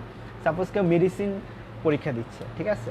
তো মেডিসিনের যে 40 মার্কস আসবে বা 20% মার্ক আসবে, সে 20% মার্ক হলো আপনার ডেভিডসন বেসিস বা পেডিয়াট্রিক্স হলে পেডিয়াট্রিক বেসিস। ওগুলো আপনারা যারা আপনার যেখানে ভর্তি হয়ে প্রিপারেশান নিচ্ছেন, যাদের গাইডেন্সে, তাদেরকে জিজ্ঞেস করবেন, অবশ্যই তারা বলে দেবে। তবে আমি সার্জারির কথা বলছি, যে সার্জারিতে আপনার আপনার কী বলে যে অর্থোপেডিক্স, তবে ইউরোলজি, নিউরোলজি। আমি ইউরোলজি পরীক্ষা দিচ্ছি, তা তো কোনো প্রবলেম নয়, কিন্তু আমার বেসিক জিনিসটা জানতে হবে, প্রিন্সিপাল সার্জারি জানতে হবে। সো আমাকে এই সব কিছু পারতে হয়েছে, ইএনটি পারতে হয়েছে, আই পারতে হয়েছে, আপনাকে অ্যানেস্থেসিয়া পারতে হয়েছে, সব কিছুই পারতে হয়েছে। সো সাবজেক্ট স্পেসিফিক প্রিপারেশন বলতে তেমন কিছু নাই। 160 মার্ক হলো কমন, বাকি 40 মার্কস হলো আপনার সার্জারি রিলেটেড টপিকগুলো। আবার এখানে গাইনিও পারা লাগছে। সো ওই 40 মার্ক নিয়ে আপনাকে বেশি টেনশন করা লাগবে না। আপনি শুধু প্রিভিয়াস লাস্টার খুলে প্রিভিয়াস কোশ্চেনগুলো দেখেন, টপিকগুলো পড়ে যান, আপনি ওই 40-তে 30 পাবেনই, আমি কথা দিলাম। তারপর আর কোনো কোশ্চেন আছে? আচ্ছা, অ্যানাটমি পড়ার টিপস জানতে চেয়েছে অনেকে জিজ্ঞেস করেছে লামলি এর আচ্ছা, সব পড়তে হবে কিনা। শোনেন, লামলি থেকে সব পড়তে হবে কিনা, আমি একজন মানুষ যে লামলি পড়ি নাই, যে স্মিথি পড়ি নাই, যে রড্ডিটা পড়ছি শুধু, তাও 3-4টা চ্যাপ্টার, ঠিক আছে। কিন্তু আমি ফার্স্ট টাইমে অনেক কম্পিটিশন দিয়ে মানুষের চান্স পাইছি, ঠিক আছে। এখন আমি কিন্তু এগুলো পড়ার জন্য ডিসকাস করছি না, এখান থেকে কোশ্চেন হুবহু তুলে দেয়, এটা সত্য। তবে সাপোজ লামলির কথাই আসি, হ্যাঁ, লামলিতে দেখা যাবে যে খুব আজে বাজে কী বলে যে আপনাকে এক্সপ্লেনেশন দেওয়া আছে। কিন্তু এই আজে বাজে জিনিসগুলো যদি আপনি অনেক আগ থেকে পড়ে মুখস্থ করে না রাখতে পারেন, কারণ এখানে বুঝার কিছু নাই লামলিতে। লামলি যেহেতু আমি খুব মানে 1-2 বার পড়ার চেষ্টা করছি, যেখানে অনেক কিছুই আছে বুঝার, অনেক কিছু অধিকাংশ হলো না বুঝার, আগা মাথা নাই কিছু। তো আপনাকে এই জিনিসগুলো মুখস্থ করে ফেলতে হবে। সো আপনি যদি এখন পড়ে রাখতে পারেন তাহলে অবশ্যই ভালো, কিন্তু আপনার শেষ সময়ে কিন্তু আপনাকে এই মুখস্থ জিনিসগুলো রিভিশন দিয়ে যাইতে হবে। বুঝার জিনিস আপনি রিভিশন না দিয়ে গেলেও পারবেন, কিন্তু মুখস্থ জিনিস অবশ্যই আপনাকে রিভিশন দিয়ে যাইতে হবে। হ্যাঁ, তো আপনার শেষ সময়ে কিন্তু আপনি এই রিভিশন দেওয়ার টাইম পাবেন। আমার কথা বলি যে আমি যখন লাস্ট রিভিশনটা দেওয়া শুরু করি পরীক্ষার 9 দিন আগে, এবং মোটামুটি আমি আমার মোটামুটি 60 to 70% রিভিশন দিয়ে আমি হলে ঢুকতে পারছি, বাকি 40% রিভিশন আমি দিয়ে যাইতে পারিনি। মোটামুটি এই 40% সবটাই অ্যানাটমি ছিল। ঠিক আছে, তো অ্যানাটমি প্রিপারেশন আপনি কীভাবে নিবেন? যারা মেডিসিন ফ্যাকাল্টি আছেন তাদের জন্য অ্যানাটমি প্রিপারেশন নেওয়া খুবই ডিফিকাল্ট, কিন্তু যারা সার্জারি ফ্যাকাল্টি আছেন তাদের জন্য, সার্জারি এফসিবিএস ফ্যাকাল্টি আছেন তাদের জন্য খুবই ইজিয়ার হবে আমি মনে করি। তবে আপনি অ্যানাটমি যেখান থেকে পড়েন, দত্ত থেকে পড়েন বা আপনার বিডি 84 থেকে পড়েন, অবশ্যই সামনে আপনার কি বলে নিটারটা রাখবেন। অবশ্যই রিলেশনগুলো বোঝার চেষ্টা করবেন, রিলেশনগুলো আপনাকে হেল্প করবে, নিটারটাই আপনাকে হেল্প করবে পরীক্ষার জন্য, কারণ আপনাকে সব রিলেশন আসবে, আপনাকে মুখস্থ কিছু জিনিস আসবে না। সো ওইভাবে প্রতিদিন আমি বলি কি, আপনার যেই সাবজেক্টটা আপনার কাছে কঠিন লাগে ওই সাবজেক্টটা প্রতিদিন সকালে 2 ঘন্টা করে পড়েন, বা সবার শেষে পড়া শেষ করার আগে 1 ঘন্টা করে পড়েন, তাহলে এই জিনিসগুলো আর কঠিন মনে হবে না। হ্যাঁ, 10-12 দিন পড়লে বা 15-20 দিন পড়লে সিলেবাস বড় হলে 15-20 দিন পড়লে সিলেবাস শেষ হয়ে যাবে। তারপর আর কোনো কোশ্চেন আছে? আচ্ছা, সার্জারি বেইলিয়ান লাভ এটার ইম্পর্টেন্স কিরকম বা কিভাবে পড়বে? আচ্ছা,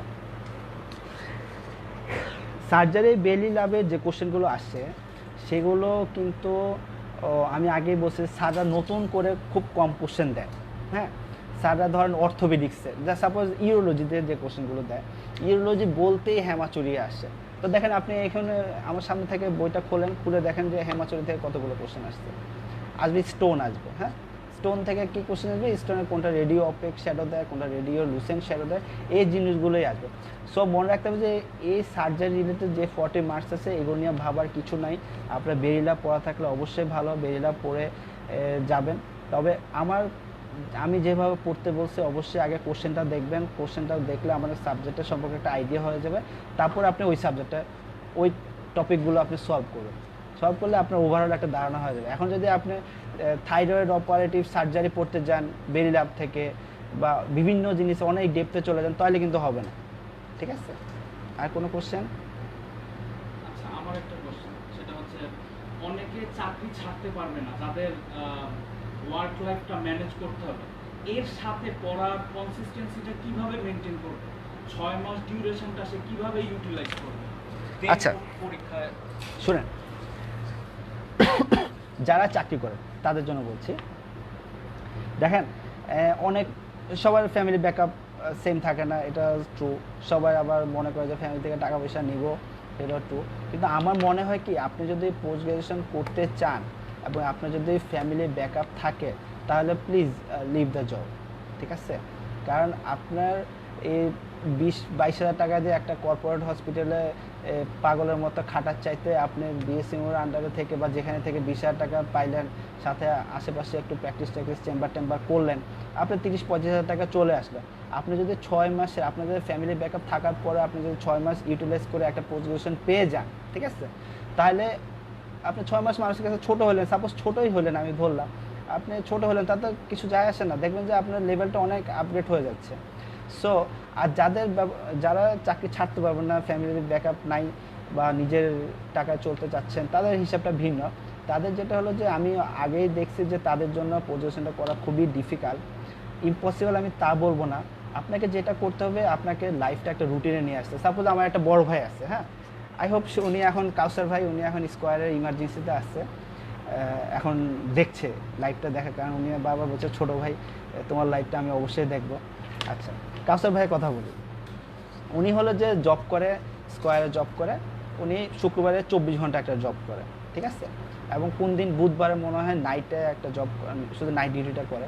উনি কি করে, এই বুধবারের নাইট ডিউটিটা শেষ করে সকালবেলা রুমে যায় একটা ঘুম দেয়, ঘুম থেকে উঠে 12টার সময় উনি লাইব্রেরিতে যায়, রাত 10টা পর্যন্ত পরে বাসায় যেয়ে আবার বৃহস্পতিবার, ওই দিন তো বৃহস্পতিবার কথা বললাম, আবার শুক্রবার সকাল থেকে শুরু করে শনিবার সকাল পর্যন্ত। মোটামুটি দেখেন এই দুইটা, শুক্রবার তো লাইব্রেরি বন্ধ, এমনি অনেকের পড়াশোনা কম, আমি বলছি যে একদিন রেস্টে থাকতে, উনি না হয় রেস্টটা নাই নিল, উনি লাইফটা ওইভাবেই লাইফটাকে সেট করে নিচ্ছে। তো দেখেন বাকি যে 6 দিনের মধ্যে তার মাত্র বৃহস্পতিবারে একটা নাইট, বুধবারে একটা নাইট করতে হচ্ছে, আর বৃহস্পতিবার সকাল পোর্শনটা তার পড়া হচ্ছে না। বাকি 5 দিন কিন্তু সে তার পড়াশোনাটা কন্টিনিউ করছে। তার মানে তার রুটিনটা কিন্তু উনি ওইভাবে অ্যাকাস্টম করে নিচ্ছে যে যেইভাবে আপনার লাইফ পড়লে আপনার সুবিধা হবে, আপনার বারবার যেটা ওভারঅল আপনাকে করতে হবে সেটা হলো যে আপনার লাইফটা কিন্তু আপনাকে একটা রুটিনের মধ্যে নিয়ে আসতে হবে। হ্যাঁ, আপনার হয়তো কষ্ট হবে, কারণ পোস্ট খ্যাপ ইফেক্ট, আফটার খ্যাপ ইফেক্ট দুইটাই আছে।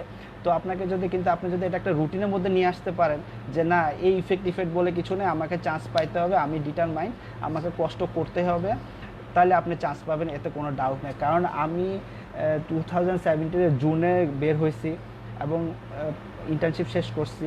আমি যাদেরকে সত্যিকার অর্থে কষ্ট করতে দেখছি উইথ জব উইদাউট জব, তাদের আলহামদুলিল্লাহ কেউ বাকি নেই পোস্ট গ্রাজুয়েশন চান্স পাওয়া, হয় এফসিপিএস হয়েছে, নয় এমডিএমএস হয়েছে, কোথাও না কোথাও চান্স পাইছে। আপনি যদি আপনার পক্ষে যদি পসিবল হয় জবটা লিভ করেন ফ্যামিলি ব্যাকআপ থাকলে, কারণ আপনি তার জবওয়ালার চাইতে অনেক বেশি আগায় থাকবেন। আর যদি আপনার জন্য পসিবল না হয় তবে অবশ্যই আপনাকে পোস্ট খ্যাপ বা আফটার বিফোর খ্যাপ এই জিনিসগুলো আপনাকে অবশ্যই লাইফ থেকে মুছে ফেলতে হবে। আপনাকে অবশ্যই যেন খ্যাপ থেকে এসে 1-2 ঘন্টা রেস্ট নিয়ে আপনি যেন পড়া স্টার্ট করতে পারেন, সেই ব্যবস্থা আপনাকে করতে হবে। আর কোনো কোশ্চেন?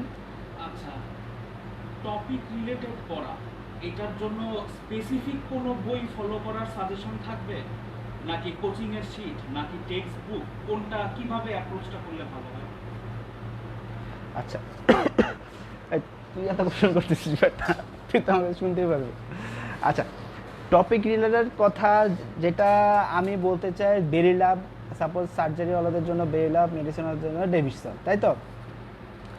আমি সার্জারি মেডিসিনে ওই 40 মার্ক সম্পর্কে আমার আইডিয়া কম, তবে সার্জারির যে 40 মার্ক কোশ্চেন আছে ওই কোশ্চেন সম্পর্কে আমার প্রিপারেশনটা হলো, আমি লাস্ট আওয়ার পড়ছি, লাস্ট আওয়ার পরে কোশ্চেনগুলো দেখছি, দেখার পরে বেরিলাভ থেকে অনেক কিছু পড়ছি, কিছু জেনেসিসের শিট থেকে পড়ছি, কিছু ম্যাট্রিক্সের বই থেকে পড়ছি, বিভিন্ন যেখান থেকে আমার কনভিনিয়েন্ট মনে হচ্ছে আমি সেখান থেকে পড়ে প্রিপারেশন নিচ্ছি। তবে যে কোশ্চেনটা আমি বলতে পারি যে বেরিলাভ থেকে খুব কম পড়ছি, দেখেন আমি আবারও বলছি, আপনি কিন্তু নিজেকে কি বলে যে খুব বস, অনেক ক্রিটিক্যাল, অনেক অ্যাবনর্মাল জিনিস আপনি জানেন, আপনাকে কিন্তু ওইটা প্রুভ করতে হবে না, আপনাকে প্রুভ করতে হবে আপনি চান্স পাওয়ার জন্য যোগ্য।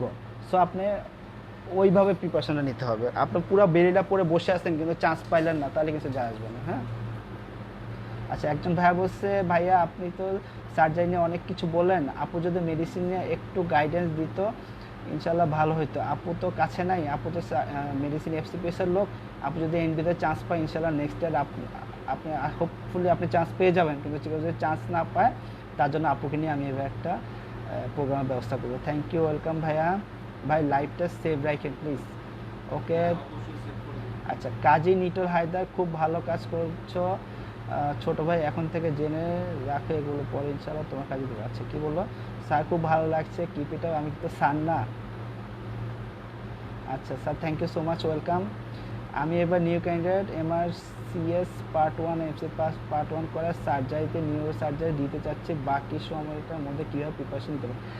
নিউরো সার্জারি, অর্থোপেডিক্স, ইউরোলজি যাই বলো না কেন, নৌরাজ আক্তার, হ্যাঁ, নিউরো সার্জারি খুবই কম্পিটিটিভ একটা এক্সাম। হ্যাঁ, মানে চান্স পাওয়াটা খুবই ডিফিকাল্ট। আপনি দেখেন, আপনি একটু যারা নিউরো সার্জারিতে আছে তাদের কাছ থেকে একটু শুনেন, যে মোটামুটি যারা বিভিন্ন মেডিকেলে সবসময় প্লেস করা বা ফার্স্ট ক্যাটাগরির স্টুডেন্ট, তারাই কিন্তু নিউরো সার্জারিতে আছে। আমার নিজের একটা একদম বাচ্চাকালের ফ্রেন্ড নিউরো সার্জারি বিএসএনতে আছে, আমার সাথে মানিক জোর একজন, দুই ভাই, জোর দুই ভাই, এর মধ্যে একজন প্লাস্টিক সার্জারিতে আছে, সোহাগ পরাগে নিউরো সার্জারিতে আছে। এরা একদম হাই ভোল্টেজ স্টুডেন্ট। হ্যাঁ, ওদেরকে কিছু তো আটকাতে পারবেন না এরকম। সো আপনি যদি মনে করেন যে এফসিপিএস পার্ট 1 করা বা এমআরসিএস পার্ট 1 করা, ঠিক আছে, এটা খুবই ভালো, এক্সিলেন্ট, কিন্তু তাই বলে নিউরো সার্জারির চান্স পেয়ে যাবেন, কারণ এফসিপিএস প্রিপারেশন, এমআরসি কী বলে এমডিএমএস প্রিপারেশন একটু ডিফারেন্ট। হ্যাঁ, তো আপনাকে এমডির মতো করে প্রিপেয়ার্ড হইতে হবে। আপনি এফসিপিএস সার্জারি পার্ট 1 করে তার মানে আপনি এমডিএমএসে চান্স পাবেন এটা না, আপনাকে এমডিএমএস এর মতো করে নিজেকে প্রিপেয়ার করতে হবে। আই হোপ কীভাবে প্রিপেয়ার করতে হবে সেটা আমি অলরেডি বলে দিচ্ছি। সো আপনি যদি মনে করেন যে আপনি ওই লেভেলে উঠতে পারছেন, আপনার এক্সাম ব্যাচে আপনি খুব ভালো পজিশন করতে পারছেন, তাহলে আপনি নিউরোসার্জারিতে পরীক্ষা দিতে পারেন। আচ্ছা ভাইয়া, মেডিসিন সাবজেক্টগুলোর ব্যাপারে তো একটু বলবেন। মেডিসিন সাবজেক্টগুলোর ব্যাপারে 160 মার্ক তো কমন বলেই দিলাম আপু, আর 40 মার্কস অবশ্যই যেখানে পড়াশোনা করছেন তাদের ভাইয়াদের হেল্প নেবেন, subject related deviation I hope আমি যতদূর জানি, অথবা আপনি প্রিভিয়াস কোশ্চেনগুলো ঘাটবেন।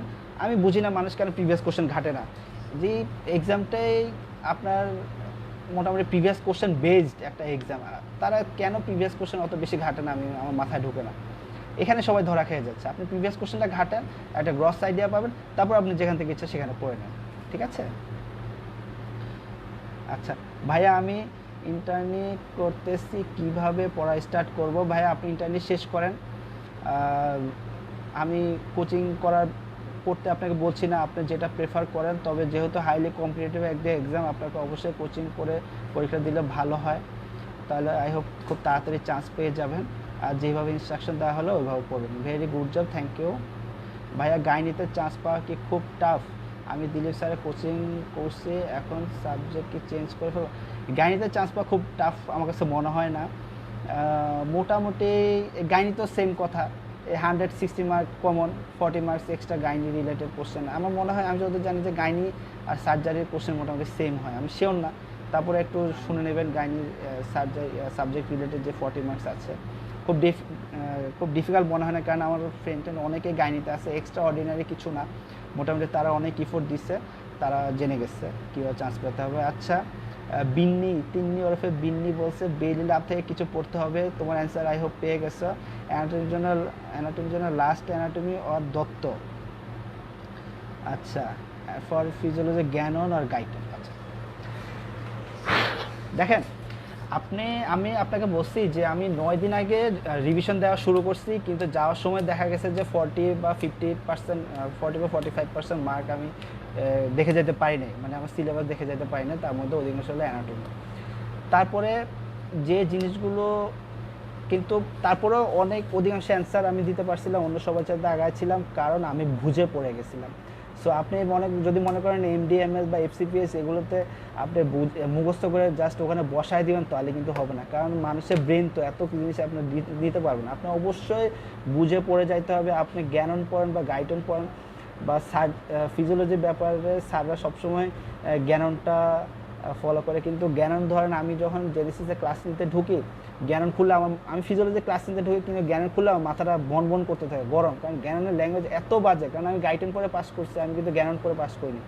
জ্ঞানন খুবই ডিফিকাল্ট একটা বই।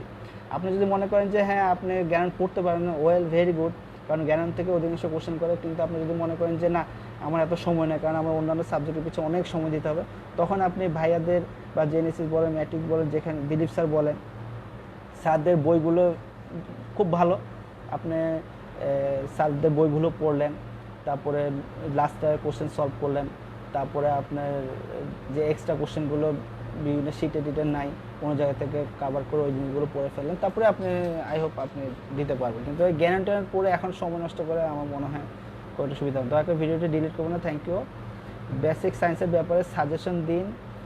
ভাইয়া বেসিক সায়েন্স নিয়ে আমার আইডিয়া খুব কম, আমি যতদূর জানি যে 160 মার্ক সবার জন্য কমন, আর বেসিক বাকিটা আমি খুব একটা বলতে পারবো না, প্লিজ সিনিয়র কারো থেকে শুনে নেবেন। আপনার লেখাগুলোর পিকচার দিয়ে দেবেন। আচ্ছা ঠিক আছে, রাফ কপি পিকচারগুলো দিয়ে দিব। ভাই বেসিক সাবজেক্টে চান্স পেতে হলে কেমনভাবে পড়তে হবে, কোনো নাম্বার অ্যাভারেজ পেতে? আচ্ছা, বেসিক সাবজেক্টে পড়তে হলে আমি যত জানি যে আপনাকে প্যাথোলজি খুব ডিফিকাল্ট চান্স পাওয়া, মোটামুটি ভালো ক্লিনিক্যাল সাবজেক্টগুলোর মতোই চান্স পাইতে হয়, বেশ ভালো কম্পিটিশন।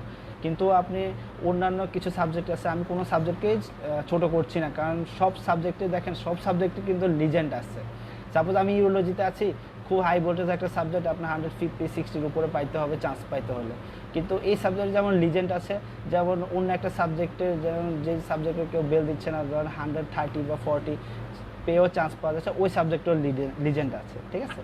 তো এইটা আসলে আমাদের প্রেফারেন্সের উপর ডিপেন্ড করে যে কোন সাবজেক্টে মানুষ বেশি যাইতে চায়, কোন সাবজেক্টে মানুষ অল্পতে শাইন করতে পারবে, এটার উপর ডিপেন্ড করে। সো বেসিক অনেক সাবজেক্ট আছে যে মানুষ যাইতে চায় না, ওখানে কম্পিটিশন একটু কম হয়।